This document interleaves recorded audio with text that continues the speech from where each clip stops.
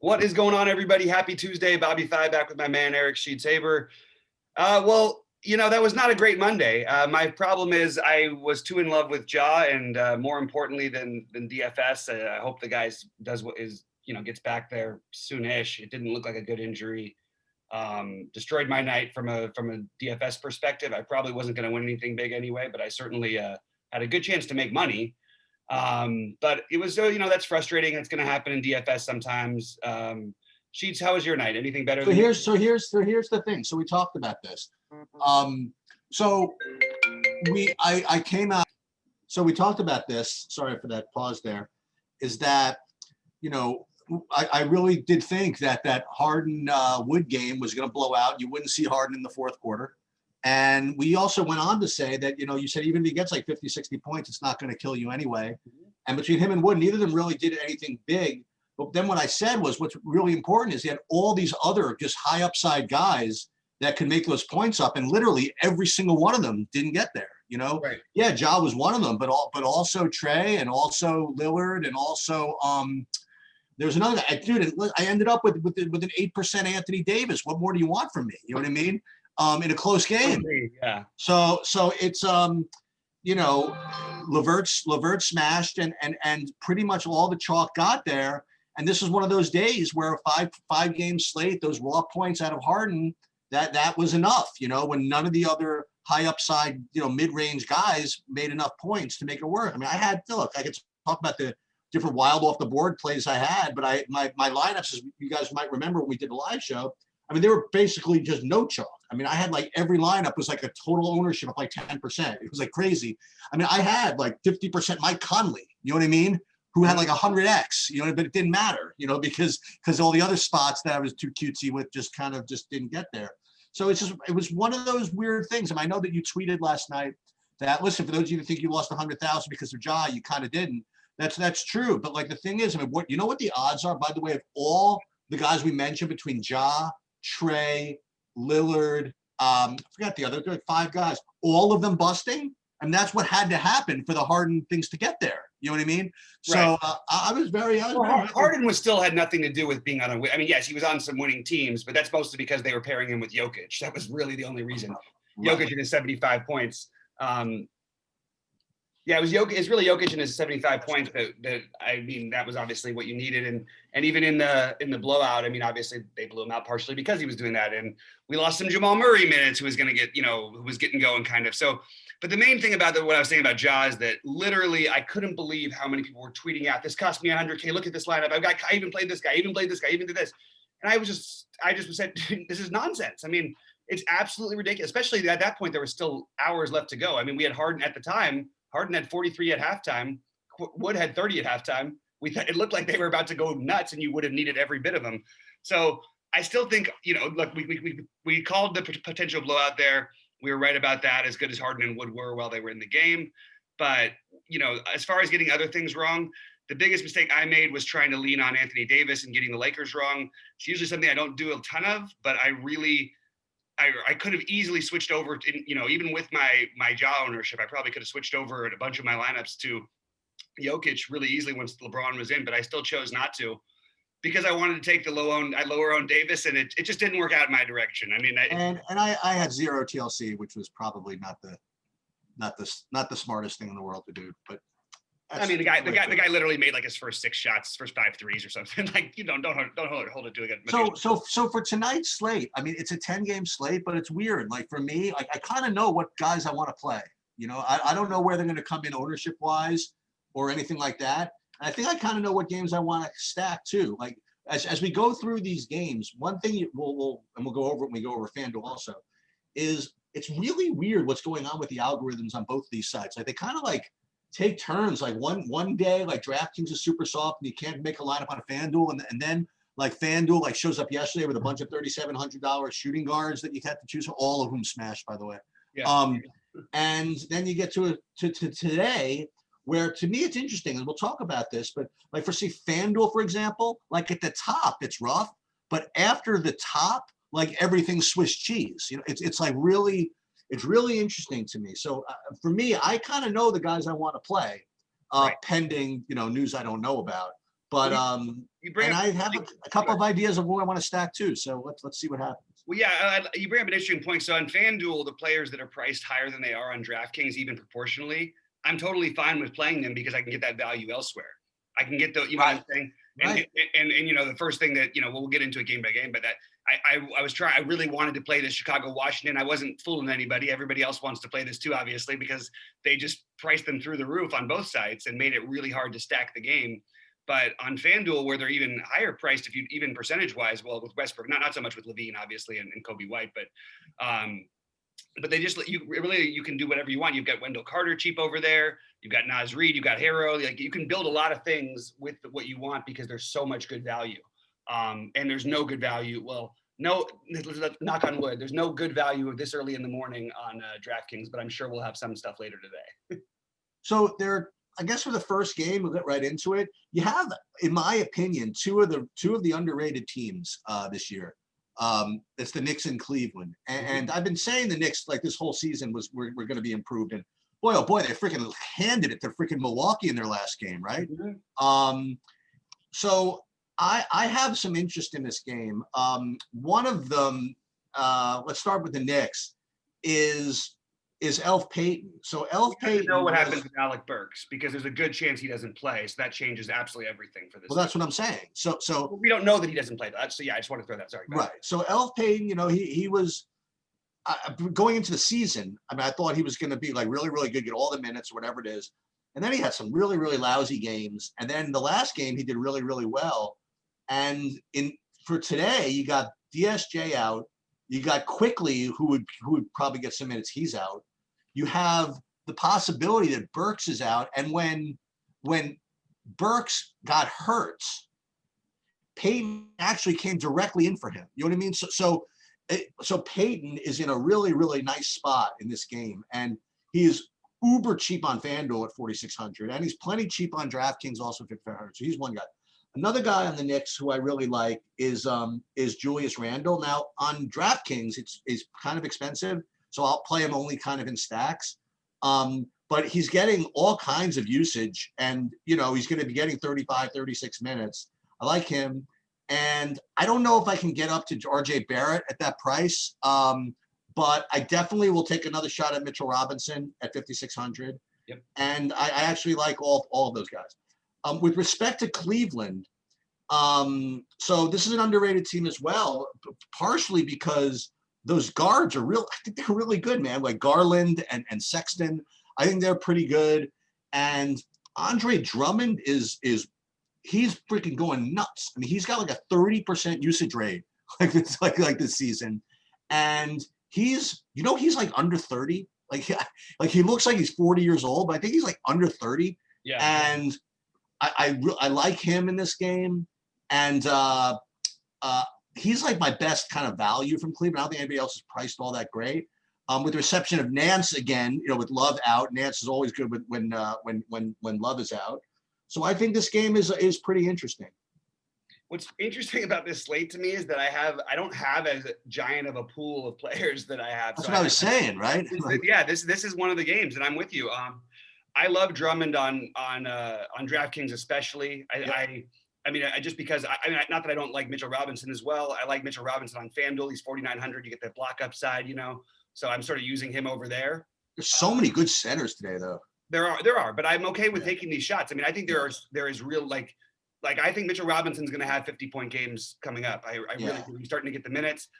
I love Julius Randle, especially on FanDuel. I don't care that his price is higher. Right. We've been waiting for this forever from him. And now we've got Tibbs, and our speculation has been accurate. He's getting the minutes. His usage is there. It feels like a walking double-double with some monster upside if he really gets it going. Like he put up 61 in the last game. So I'm all aboard with that. I'm aboard with Payton if Burks is out, especially.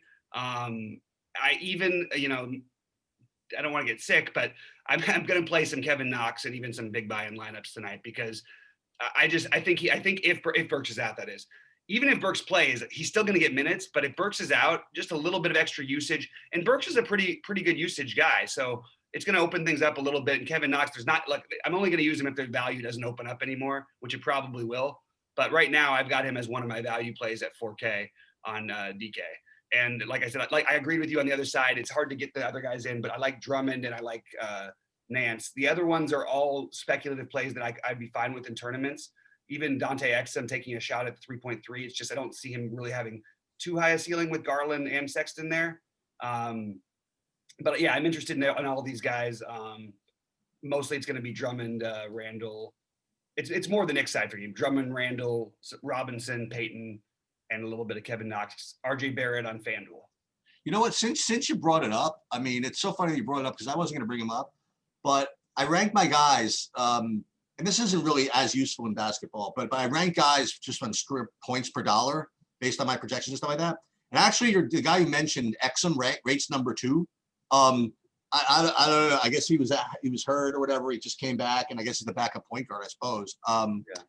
And like there's him, and then there's another guy who's going to be kind of surprising when we get to him, who I think are one of the top point per dollar guys also. Yeah, the only thing I always worry about the point per dollar early in the day, like even Yes. my issue with Knox, is we know it's going to be something else. You know what I mean? Yeah. And actually, we might get one in the next game. So, Sheets, you want me to start off with Golden State and Yeah. Detroit? So I think that Steph is in a great spot tonight. If the games are going to stay close, Steph's going to put up 50 fantasy points, with obviously upside on that. And I mean, I'm not worried about Golden State going in and blowing anybody out right now. I really think that they are one of the worst teams in the West. And I'm not going to get to Wiseman. I'm not going to get to anybody else on this side. I understand if you play Wiggins, because I actually think he's at a price where you can kind of take a shot. Kelly Oubre I've been really disappointed in, but in an up-tempo matchup, I'd still give him a shot. I just don't love the matchup here. Of course, now he's going to go out and put up 50. But I think Steph Curry's interesting. On the Detroit side, I'm wondering exactly what's going to happen with some of the guys who did play last night. I don't think they're going to rest Plumlee. I think they're going to just play him again. In which case, Plumlee is the guy I'm interested in on the Detroit side. I don't really have a lot of love for anyone else on this side, assuming, with the other guys back. Jeremy Grant may be on FanDuel at 5,700. I think he is over there. But I think everybody else is sort of gets the Knicks for me, assuming that, of course, we're assuming Rose and Griffin play, which they're going to. They were just resting. But yeah, just Plumlee for me. Yeah, I actually have a little more interest in this. I was weird idea of stacking this game, sort of. So I agree with you that I like Curry a lot. The thing about Wiggins, and if you go through it, you'll see what I mean. There is just nothing at the small forward position on DraftKings. Like if you go through it, yep, it's just terrible. Like my next favorite guy after Wiggins is like Iguodala, maybe. You know what I mean? Like it's rough. So that's why, he's going to get ownership there, but there's not a lot of options, and they priced him really, really down. I don't say down, whatever it is. He's perfectly reasonable price at 6,400. So that's another thing. And I don't mind actually getting to Wiseman in a couple of stacks I might try. Here's the thing about made me realize something. What? I think I think you're right. It's so weak and all that stuff. I think Kelly Oubre is the play, even in a non-up-paced matchup. Yeah. Look at this guy. These numbers. First of all, he's shooting like 4% from the field. I don't think anybody's ever shot this poorly to start it. What has he shot this year? He's 7 for that right? 7 for 40. Yeah. Yeah. And he still had 11 rebounds in the last game and put up almost 30 fantasy points in the game where he shot 3 for 16. Variance on his side. I also like him better as he can do a lot of different things where he doesn't usually need to score for you. Like get 11 rebounds, which Wiggins doesn't really offer as much. So I actually think I prefer him to Wiggins. Maybe you're right. I definitely agree with that, especially in the games. I'm going to stack a little bit of this. With respect to Detroit, so Plumlee for me is kind of, he's basically the same price as Mitch Robinson. So the two of them are going to I'm probably going to play both of them if they both play. Maybe not in the same lineup, but they're very interchangeable for me. I'll tell you who I like a little bit. I actually like both the guys that sat yesterday. I'm actually into Blake Griffin in this spot. He's actually been not bad, and this is maybe his first season being healthy in like a while. Mm-hmm. And he's coming off a day's rest. Golden State hasn't guarded anybody the whole season, and I don't know, man. Maybe this could be a Blake Griffin day. I don't know. I would even try Rose. Rose is a little bit too much for me, but I like both those guys coming off of the day's rest in a atrocious defense. I don't know. I got this weird feeling I want to play a little bit more of this game than maybe I should. You know, it's interesting. I like that. And even if for some reason they were to rest Plumlee or you know what I mean, it's back to back. It's always possible. That would obviously boost Blake up a bunch more because they do run some of the offense a little bit through Plumlee, a little like they were at least last night. I don't think I can get to Derrick Rose. I don't think it's where I Yeah. can on this slate, but I do think that Blake Griffin is kind of an interesting wild card call. So I don't mind it. I just don't think I'm going to do it myself. Boston, Indiana, I didn't like anybody. So why don't you talk about this game? I think that Jason Tatum and Jaylen Brown are in play. It's a bad matchup, but Jason Tatum, I think, is too cheap. I know that sounds weird. I think he's going to average in the high 40s to somewhere in the 50s. And look, I'm not going to end up getting to probably either of them. I don't mind either of them. That's pretty much all I've got. The only other thing I have in this game, if we, you know, I don't want to play roulette with these guys, but I do think that Oladipo at some point is like he looks better than I thought he was going to look, and the minutes aren't there yet. But maybe just put it in your back. Like keep in mind, if he gets like 32 to 34 minutes, he would have already put up 245 fantasy point games based on his average. He's looked really good. They're going to probably ease him a little bit back, but maybe this is a game where he gets more run. So deep tournament play because no one's really going to play him would be Oladipo for me. I mean, like 40 minutes a game out of Sabonis. I mean, look, he's great, you know, and all that stuff. And even when he smashes, it's like I always feel like he's the guy, he never is going to win you there at the tournament. Yeah. He looked great. He put a 55, you know, that's great. But at his price, that's kind of what you're going to need from those guys, you know? Yeah. Yep. So I would put Tatum ahead of him basically in a similar position thing. And also Tatum, you know, does have the small forward eligibility, but I actually thought of them as being very similar tonight in terms of plays. I'm probably not going to play either of them. Okay. I like two guys and only two guys actually from the Toronto Philadelphia game. And it's a little weird. I mean, I like Embiid. I do like Embiid, presuming he plays, obviously. I mean, it's pretty expensive. And I guess, you know, a lot of people are going to want me to play Jokic instead. But, you know, I think it's a good spot for him, I suppose. And the other guy I like is I like freaking Aaron Baines at 4,800. I know Boucher's been doing better. He's been having good games, but they're going to start Aaron Baines at 4,200. I don't know. I'll put him in my player pool. But aside from those two, I mean, that's really the only interest I have in this game. Yeah. I think we're a little bit on different pages here. I like Ben Simmons here. Okay. I like him better as a point guard option away from, you know, Curry or whatever on FanDuel. But I don't mind him. Again, he fills the small forward role over here, so we can use that. These Toronto Philly games have played a lot faster than the score. I'll tell you one thing. I'll take the over in this game. That's what I'm going to say. Okay. These guys play a little faster, and I think that suits Anunoby a little bit as well. So he's the one guy. I'm sorry, he's the other guy I like. Actually, was Anunoby. Yeah, it's just it doesn't feel great because you feel like on a giant slate you want to look at the guys who are like you feel like you've had a really really good shot at like 8xing or 7xing instead of a guy who's like 5 to 6xing most of the time, you know. And that's what it feels like with most of the guys in this slate though. So I'm totally good with Embiid. I'm just not going to do it. I do like Simmons. That he's the route I'm going instead. And I will have maybe a tiny bit of Anunoby. The other guys are finally like Lowry and Van Fleet are going to break a lot of slates at these prices in general this year. I'm just not sure this matchup is perfect is the one I want to get them, even though it's an up-paced matchup. These are good perimeter defenders they've got, so not as excited about that for me. Does Norman Powell back in the rotation as like a 6th, 7th man or no? Yeah, he's back. You mean is he healthy? Yeah, I don't know. I mean, he's doing his thing. He started actually one of the games this year.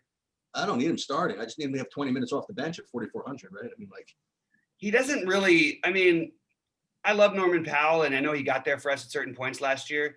Those were situations where we had at least one of Lowry. It was usually like Lowry and Siakam or Lowry and It was multiple guys out usually in most of those spots. So I'm not into that one. I'm not into him personally, but he can always put up points off the bench. You want to get to the money game? Yeah, sure. How do we do this? This isn't so hard.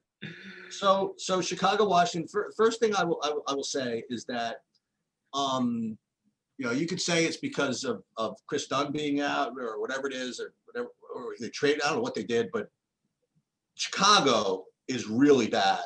I mean, they can't guard a freaking soul. And I have a question. What's the spread on this game? The spread on this game is Washington by 6.5. I'm guessing They're that gonna, means they're gonna win. They're gonna win by 100. Okay. Okay. And they're gonna win by a freaking 100. Like I'm trying to think of what Westbrook is gonna do to this freaking team.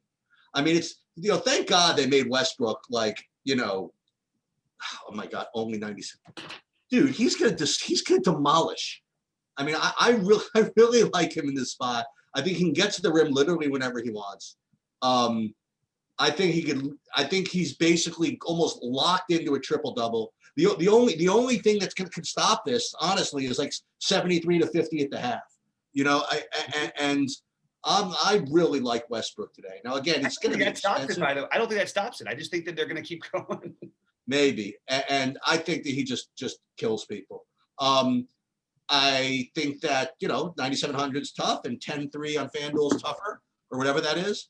But I just think, dude, he could get 80 fantasy points. Then I really think that. I don't know what it is. I know Beal's doing great. The two of them together, you can make an argument for that. But for whatever reason, I just feel as though this is just a Westbrook game. Just right through a Swiss cheese defense, finishing at the rim. I mean, I don't know, and then has wide open guys to get assists. It beats me, but that's where I'm at. And on the Chicago side, so I presume that I'm not presuming anything. So Lauri Markkanen is legitimately questionable. I'll tell you what I'm not going to do, and you're gonna probably be against me on this one, dude. I don't think I want to play Otto Porter. I don't want to play Otto Porter. I don't want to play Patrick Williams. I mean, for me, I honestly just want to play. I just want to play Levine on FanDuel is honestly what I want to do. And I'll play him here on DraftKings as well. And maybe Kobe White. I'm not going to do Thad Young or anything like that. I'm not as, I mean, I'll stack the game a little bit. I'm just not into this as a game stack as maybe other people are going to be. I mean, Otto Porter is just fine, but I don't think other people are going to do this. Oh, really? Like, for me, I just really want to play Westbrook and get 80 fantasy points. That's fine, and I think that's exactly what people will do, and that's fine. I agree. It's a great matchup for Westbrook. You're right about Chicago, and we called it before the season. I said that these teams are not going to be able to defend anyone. They're going to be fantasy gold mines everywhere they go. I'm completely fine with the price on Levine. I don't care that it's. I like it better on FanDuel. He makes a lot more sense. Right. He's gonna Levine when he goes off can get 60, and this is the kind of matchup he can do that in. I do want to say that I have one wild off the board play in this game. Oh, I got one other, by the way. So go ahead. I'll let you. Is it the same one? It's not that. I don't know. Off the board. Is that Aransky? That was it. Okay.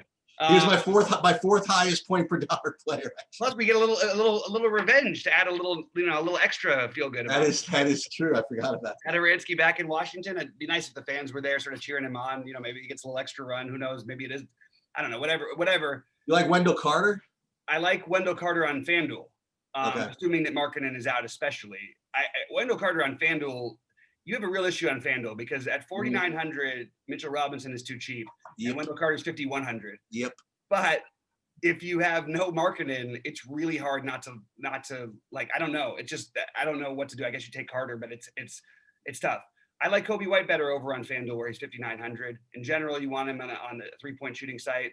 Again, this matchup just offers so much upside for each of these guys that I just have some interest in taking. I actually think that relative to the other prices on FanDuel and DraftKings, I actually like Kobe White on DraftKings more. I mean, I know that he's like as a percentage probably better on FanDuel, but there's just so many better plays I think on FanDuel relative to how many better plays there are on DraftKings that I feel as though that I prefer Kobe White, as weird as this is, maybe on DraftKings.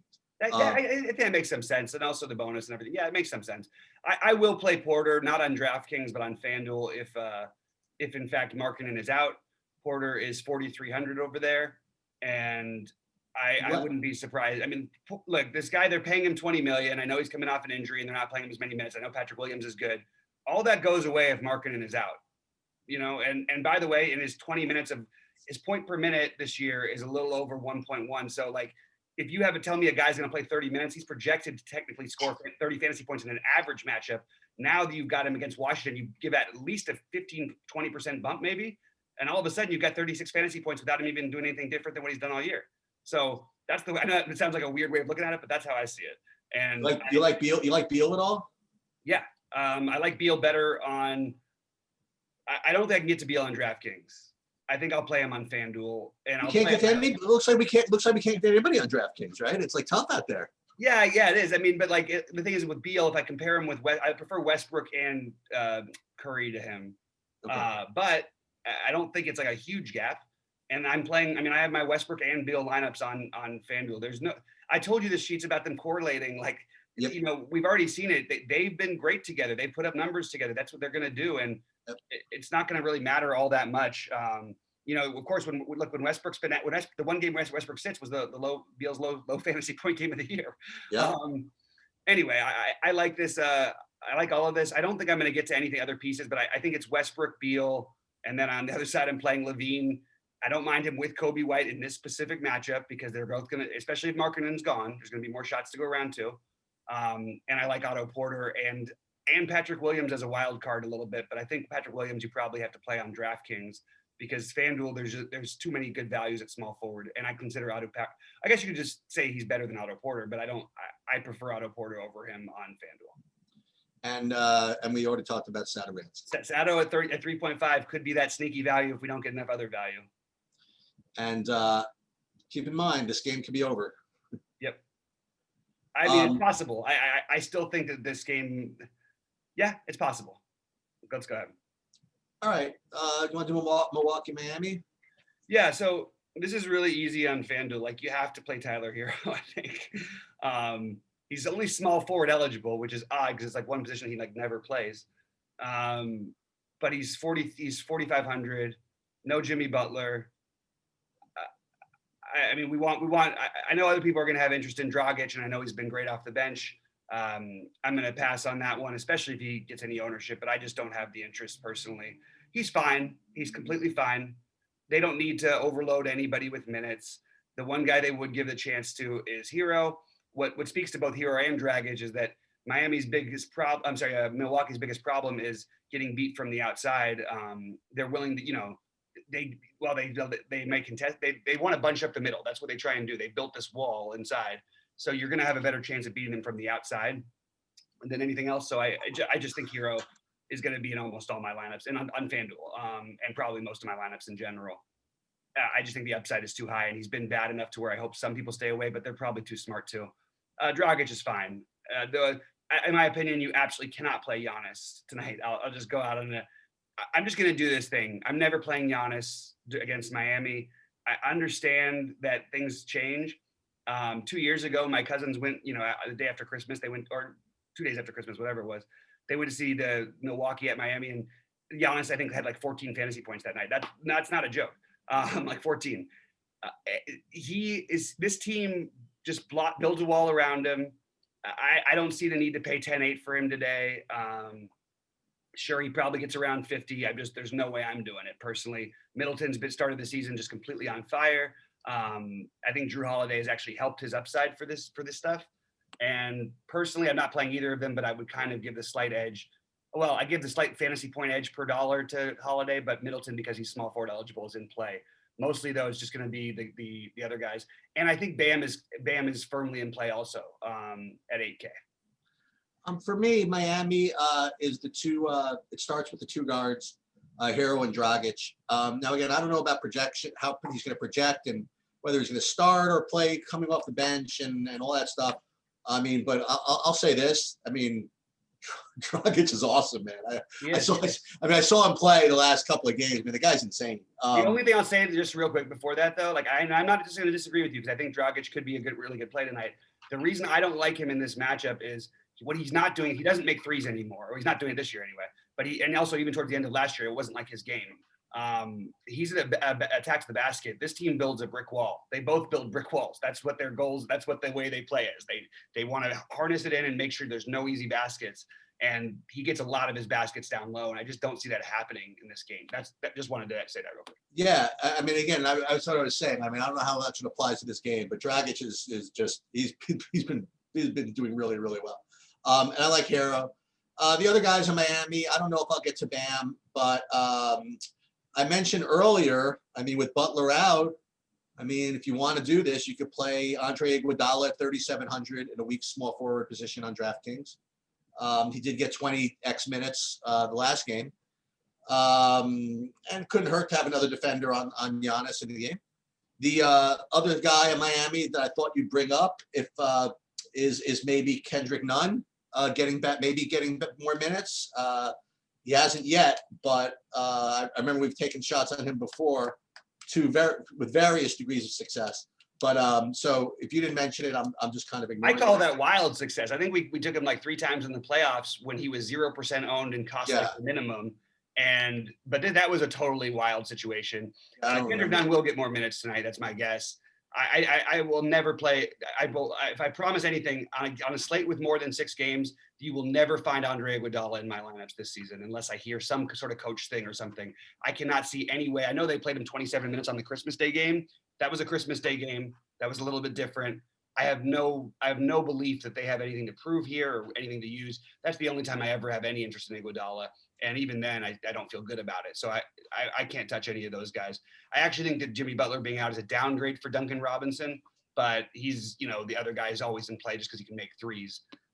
Kendrick Nunn, I don't think is in play at all, even if he was. Yeah, I've thought about Duncan Robinson. I'm not going to do it. And the reason why is, again, I talked about this kind of midstream the last time he played.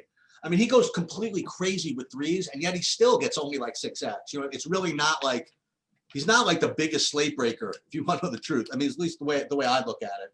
I'm going to agree to disagree with you on, at least for now, on Giannis. I know, like you said, they build the wall, whatever it is, but they're coming off of an embarrassing freaking loss to the Knicks, lost by 25, and they're against the defending conference champs with no Butler. Fair enough. I just Giannis has got a mean look on his face nowadays. I mean, I'm not gonna throw him out. That might be tainted between the playoffs and watching him historically against Miami as his worst output of any team. Yep. But I totally get what you're saying. It's the motivation thing with a guy like Giannis too, and he's a pretty motivated guy, but he can really take things over. So I hear what you're saying. No, Jimmy Butler also does affect him in some ways. Not that they're going to match Jimmy Butler upon him much. It's just the whole defense as a whole is much better for Miami with Butler there. Absolutely. So I can support you on that one. No problem. All right. Okay, Orlando, OKC, not a lot. I might continue. I might throw in some Cole Anthony at 4,200 if I had to, and that's really it on the Orlando side. Oklahoma City,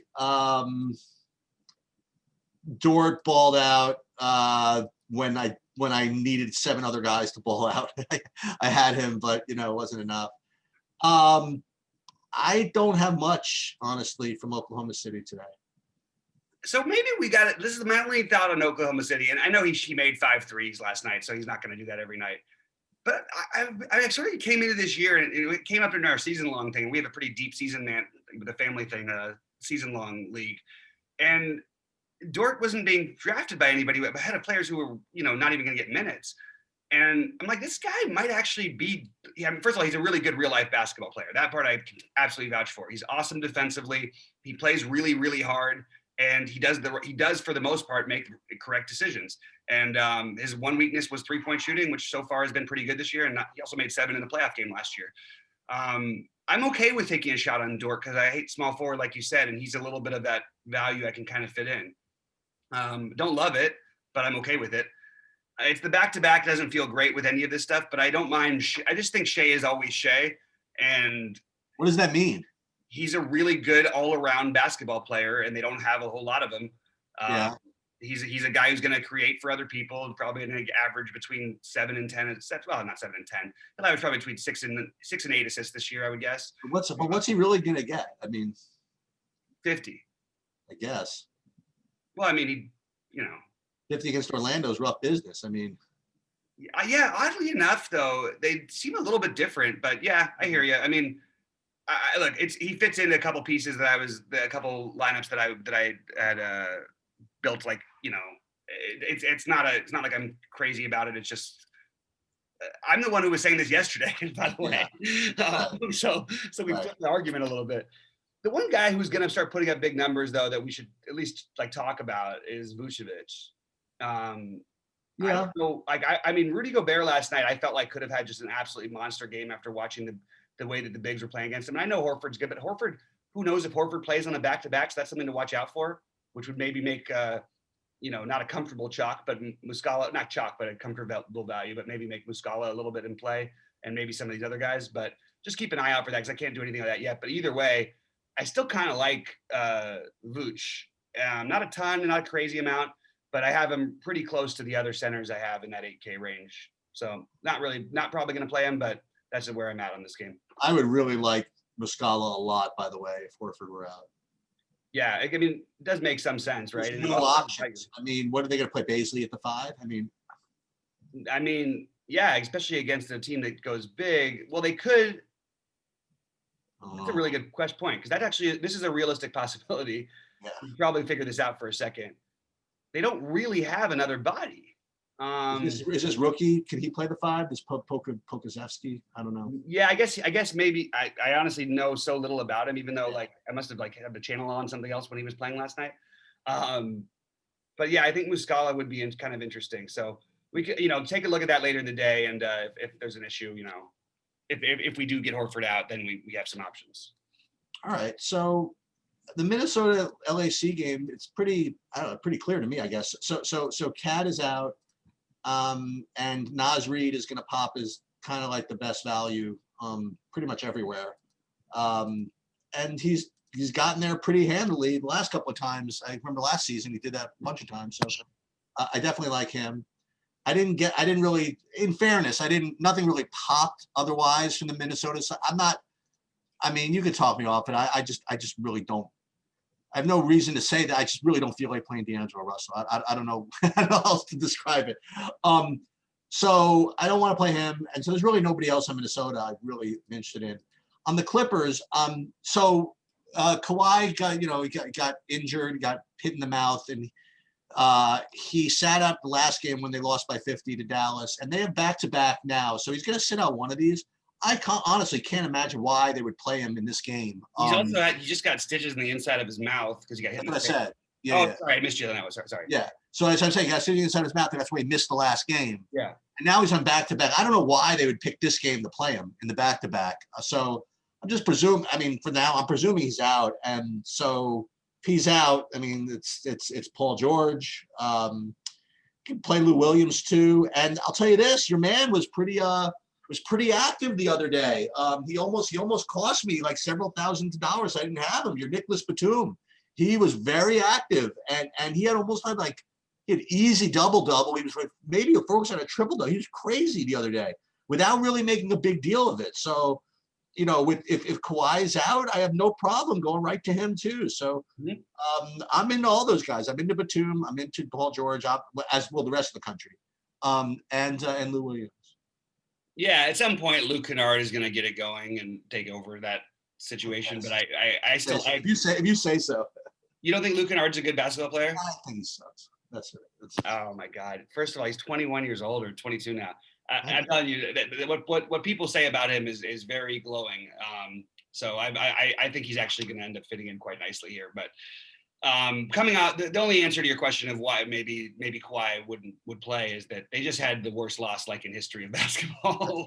Maybe the most embarrassing or one of the most embarrassing after coming off the sheet. They start the season, they beat the rival, the Lakers. They go and they get revenge against Denver, but they beat the hell out of them. And then they come home and they get, just absolutely just dismantled in one of the biggest. I actually thought the score was a mistake when I first saw it. Who do they play tomorrow? I don't have it in front of me. Okay. But I do think you're right. That probably they would rest him today no matter what. Paul George would be in play on both sides in that case, in my opinion, as would Lou Will, like you said. And I wouldn't mind taking a shot on Batum when we're looking for some other value. If other things opened up, maybe I'd go elsewhere. But you're right. This guy can put up 30 plus fantasy points still. He's 4,500. We need a small forward. Makes a lot of sense. What about Minnesota?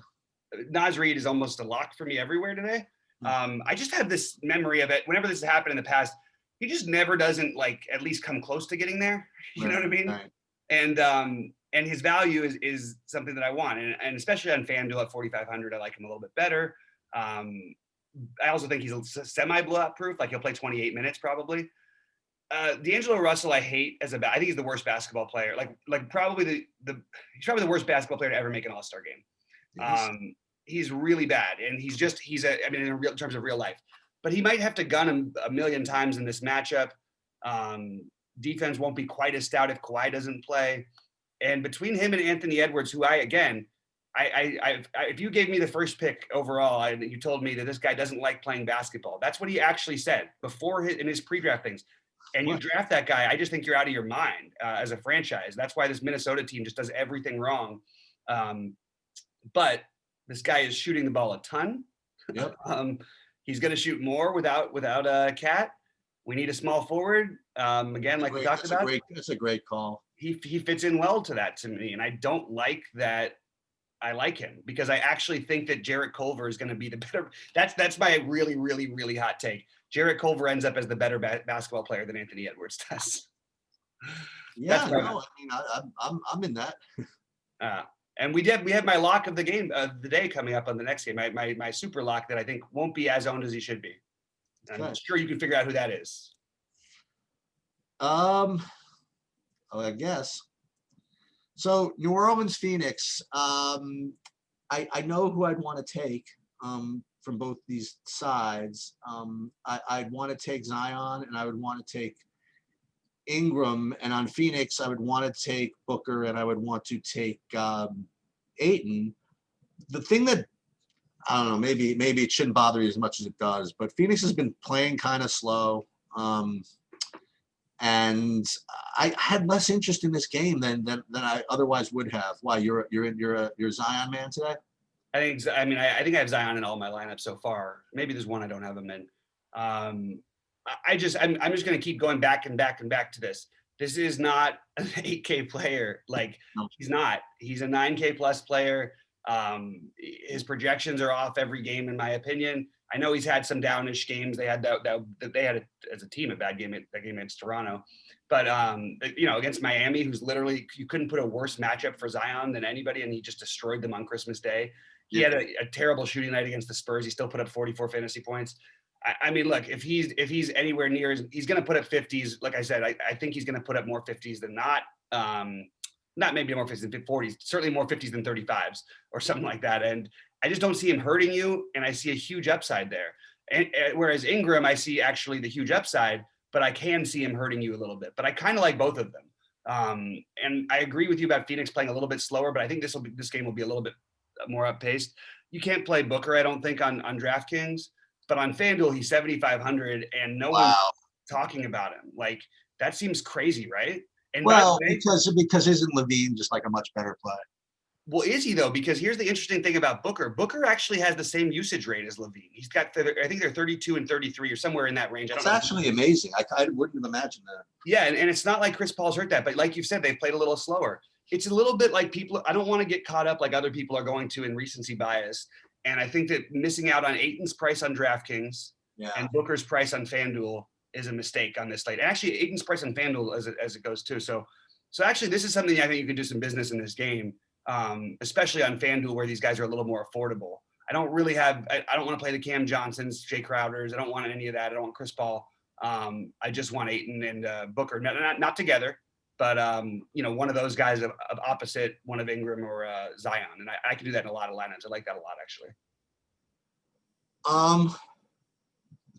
Okay, now again, everybody keep in mind about the scheduling here, right? So there's an 8 o'clock game, and then there's nothing until 10. So there's a whole bunch of three 10 o'clock games. And so if you're busting in those first couple of games, you could certainly play the late slate.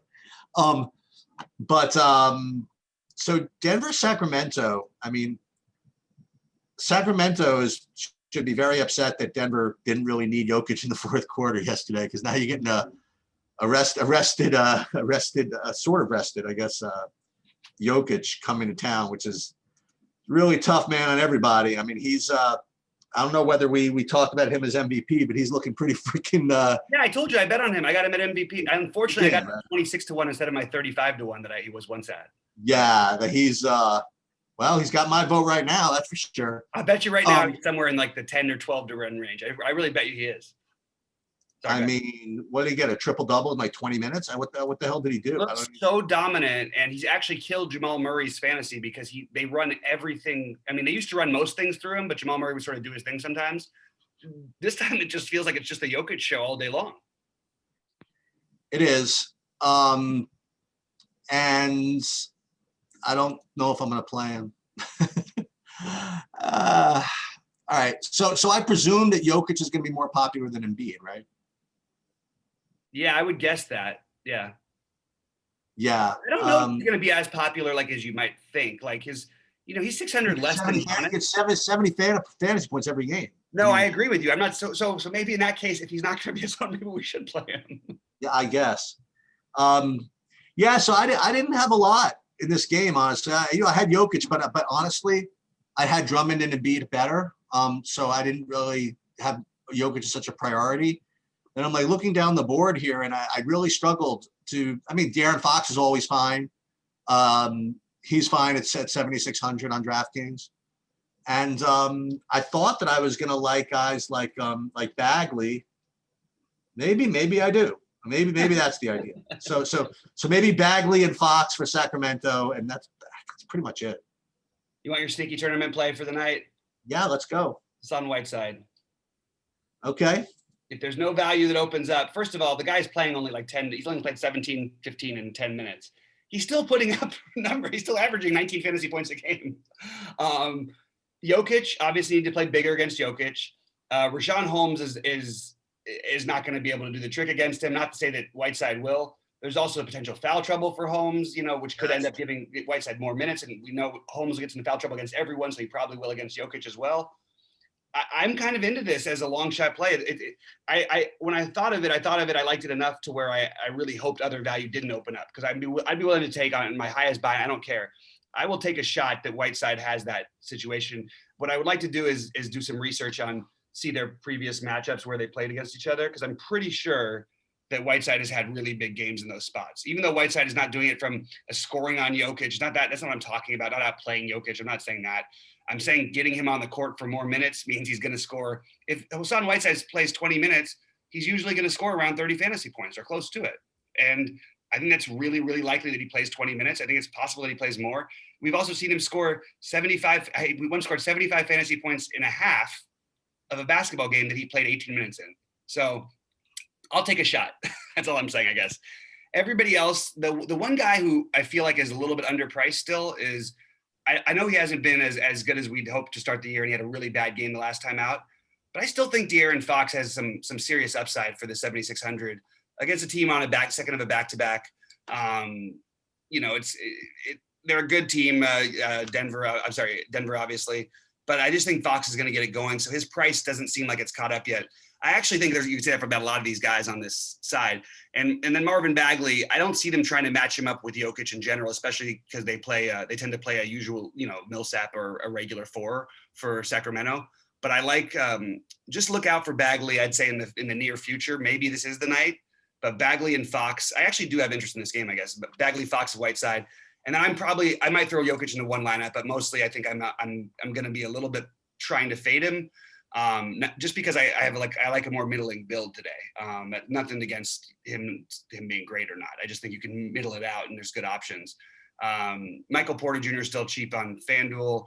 It can always explode. A good matchup for him. Really good matchup for all these guys. I think it's a great matchup for Murray. I really wish I could go crazy on Murray here, but I just think I've watched them play too much lately, and it's the Jokic show.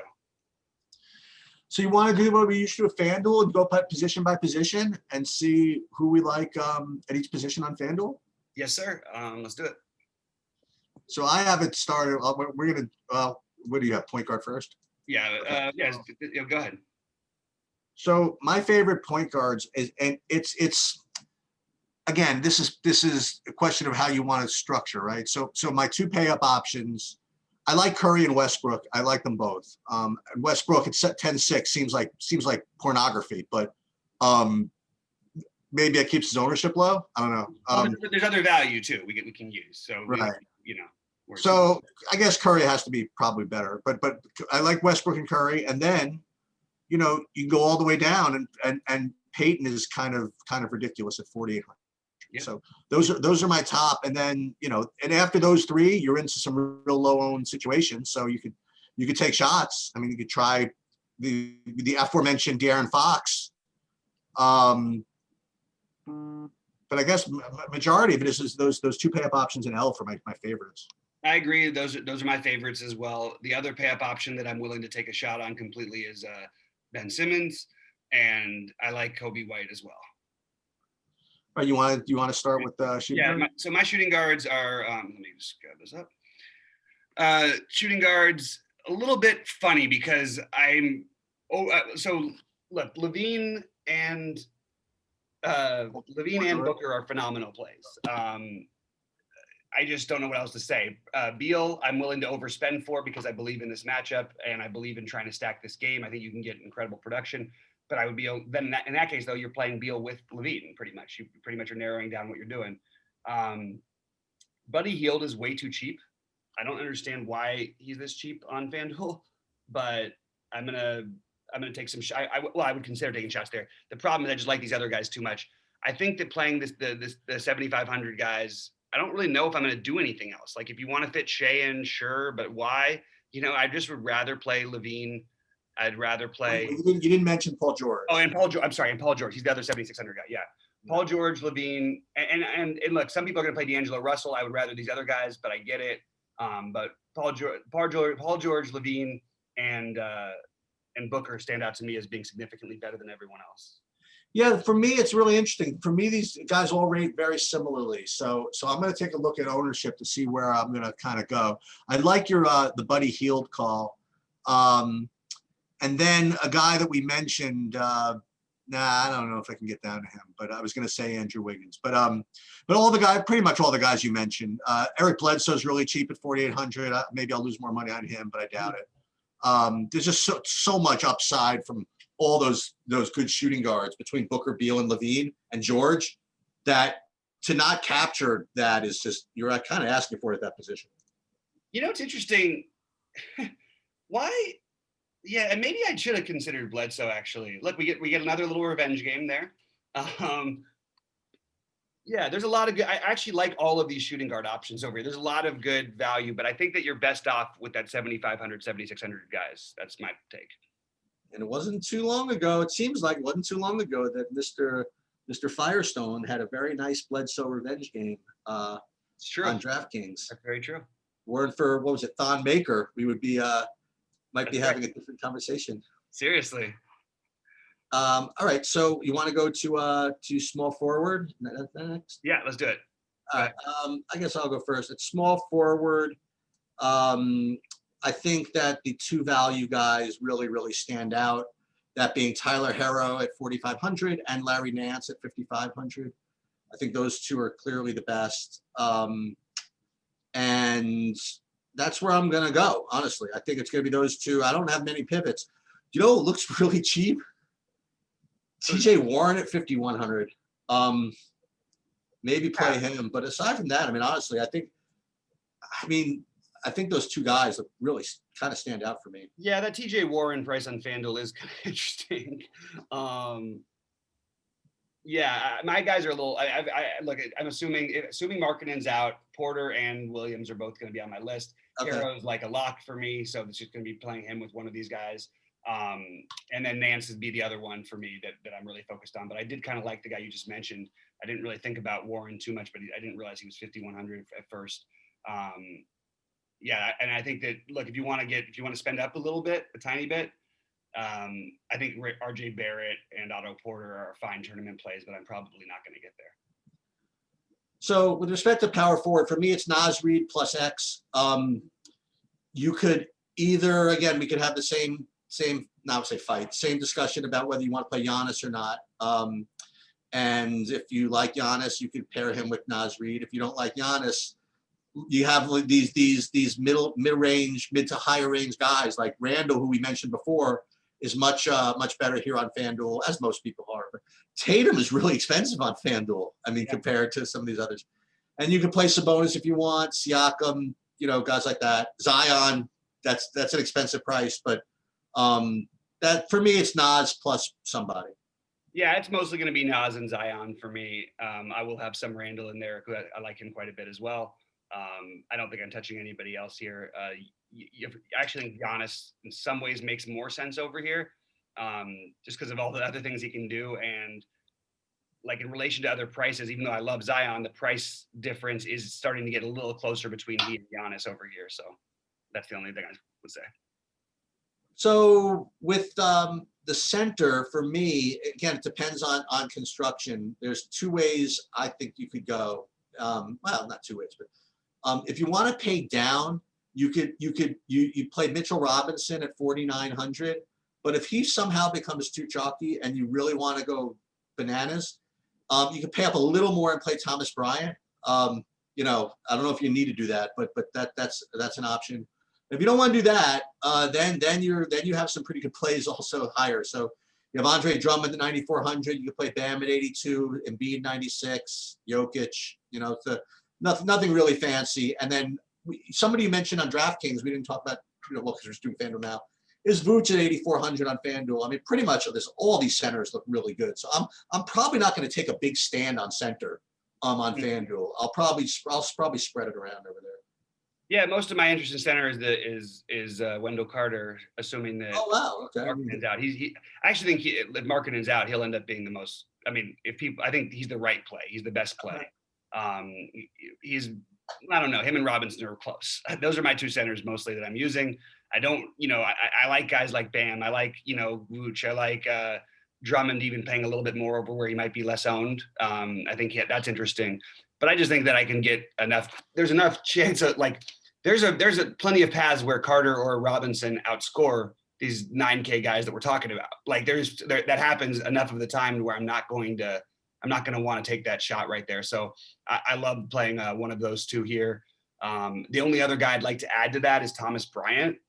He's 5,200 and he will be low owned because of these things. And they're playing in minutes. This is the first he had to face Embiid then Vooch twice, and that's not the situation you want to be in. He's in a much better spot here against Chicago, and finally their first up-pace game of the year for them. So Thomas Bryant is a really good pivot, or a guy you can use as a combination of that stack. He doesn't really take away from Westbrook or Beal or anything like that. So I actually like Thomas. I think that now that I think about it, Thomas Bryant should become a little bit more in play for me over there. All right. So again, news that we're looking for is the Markkanen news. Obviously, Kawhi, whether he's in or out, and that was all that we know to look for, as you like to say. Like, there's also stuff that we don't know what we're looking for. Yeah, we can Detroit resting guys, maybe OKC resting Horford. That's a possibility. Right. That's actually could be a big deal, like you mentioned. I'm gonna be ready for that. I really feel as though I want to. I could play some Muscala if Horford. And I don't think that's going to be one that people just get over because everybody's going to play Naz Reid for good reason. Mm-hmm. And then there are other really good center plays. So that could be an interesting way to go. Yeah, on DK for sure. All right, man. Well, good job. Guys, thanks so much for tuning in with us. For Sheets, I'm Bobby saying we'll see you at the top of the leaderboards. And we'll try to do it again today. What's it? The 7:30? No, 7 o'clock today. So we'll go 6 o'clock again. Yeah, I have to go run an errand in the afternoon that I hope I'll be back for. Okay, I'll let you know, bud. Good luck to everyone out there.